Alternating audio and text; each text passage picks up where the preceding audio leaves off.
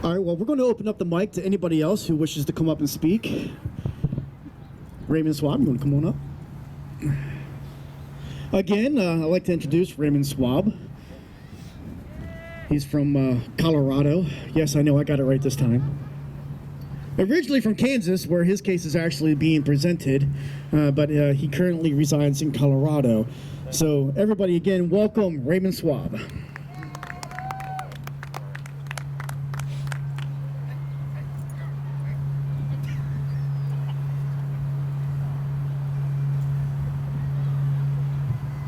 All right.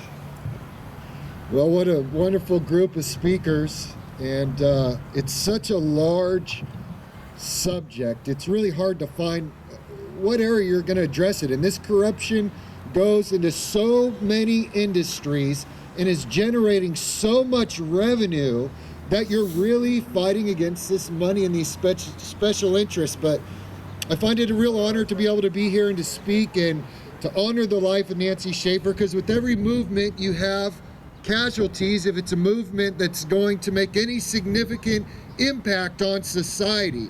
And when you're dealing with people so evil that they can victimize children and families for financial incentives, you can bet there's going to be some casualties. And I admit, I understand that fear. I've known for many years that child protection services were evil. I have never met a person where you say the words DCF or CPS where there's not some kind of collective shudder that goes through the human being. It's like we all know.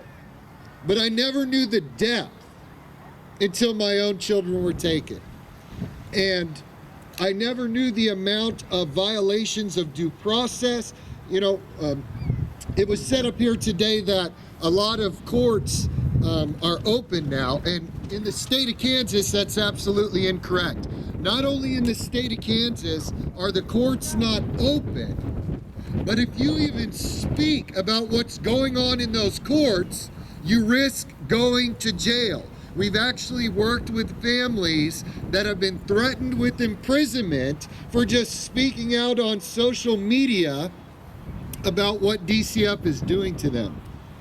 You know, I found a quote earlier today, and it was by Pope John Paul, and I know there's some child trafficking issues that need to be addressed even in that, but it was a good quote. He said, "A society will be judged on the basis of how it treats its weakest members." And you know, in our morally uncompassed society right now, the one thing that people still do not tolerate are the abuse of children. And why as a collective whole does that bother us so much? We look at a child because we know the innocence. We know the powerlessness. We despise as Americans those who are in power, taking away from the voice of people that have no power, of using that power as a system of exploitation. But what do you do when the people that are tasked with stopping these injustices don't do their job, or even worse, become the facilitators of that abuse? And that's exactly what Nancy Schaefer figured out. And it also demonstrates the danger that we do face, and it is a danger.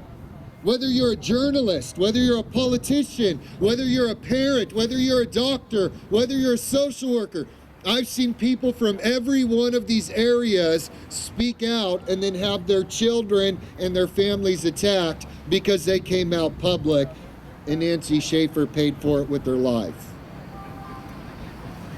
So right now our society is being judged very poorly, not because Trump is president, not because we have criminals like Hillary Clinton running around defrauding everybody with their charities, not because of Obama's former presidency. We're being judged because the weakest of our society are being exploited financially, and parents are being torn apart, alienated from their children.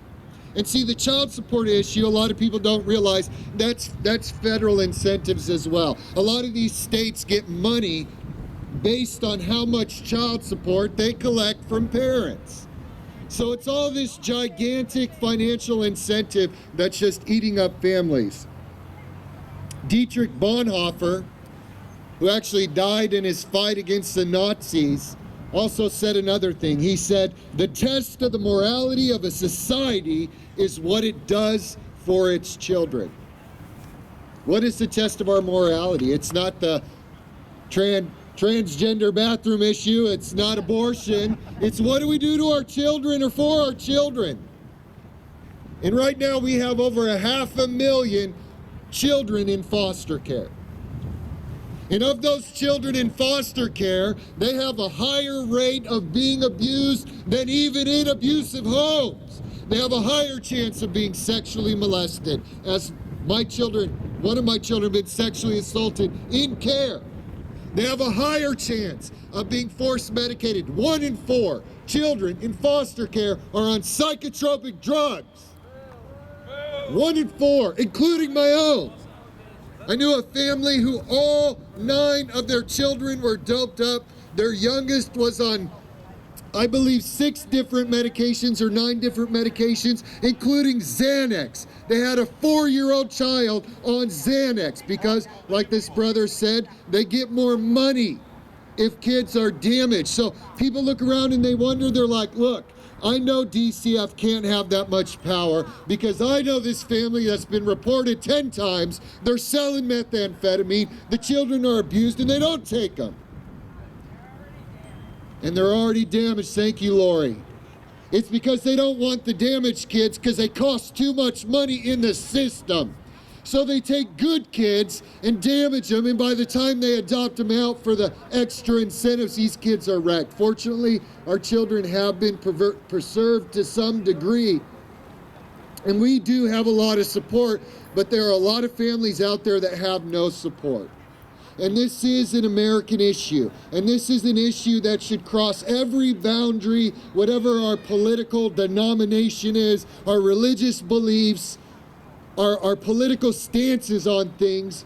If America's not going to be made great again because Trump builds a wall or there's going to be a bunch of new industries or jobs, because if the American family is destroyed, this country will go with it, period. And so if we're going to make America great again, we need to do it collectively, fighting for children and families. You know, people ask me, Raymond, why do you go out and by the way, if anyone wants to join me, I will be bullhorning the FBI tomorrow at noon. Because even if they won't do anything, I'm going to keep going and going and going until somebody does. And it doesn't matter, because the one thing these people hate, because they're like any other criminal. You know, you get the call from the kidnapper, if you tell anybody, we're going to kill them all. That's how these people are. If you say anything on social media, you're going to jail. You know how many times I've been threatened by these people? If you don't stop exercising your constitutional right to protest, you're never going to see your children again. I said, you're not the one that makes that decision. And I will fight, and I will expose you. And there's a lot of great people here today and out there today that are exactly doing that, because these people hate the exposure. It costs them money. They have to actually start doing their jobs. So it doesn't matter if it's one of us or 100 of us at the moment. As you do it, as you get out there and speak, as you get out there and advocate for families, people will find you. And that's where we start to band together across these various subdivisions of this gigantic monster called the family court system, and we will defeat them. I truly believe we will defeat them. And even if I didn't believe that, I would fight, because these are my children. And these are our children. Generations going to be freezing us while we're holding great land in our bags. And we're not going to let that happen, Brian.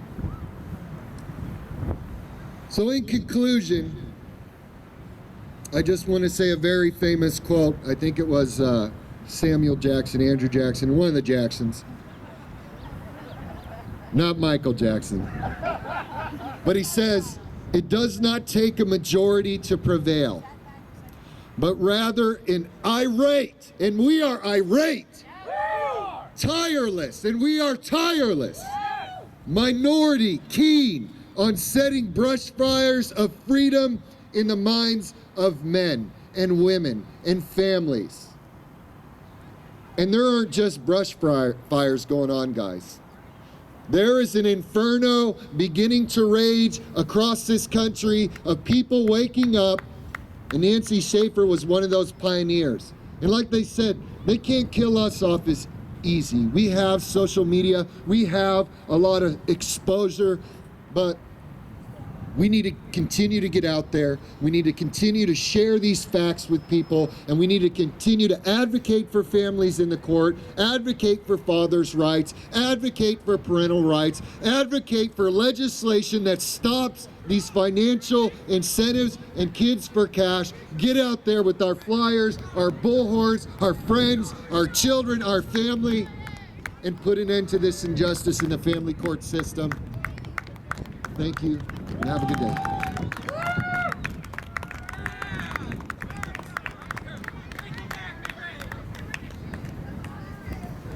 Thank you, Raymond.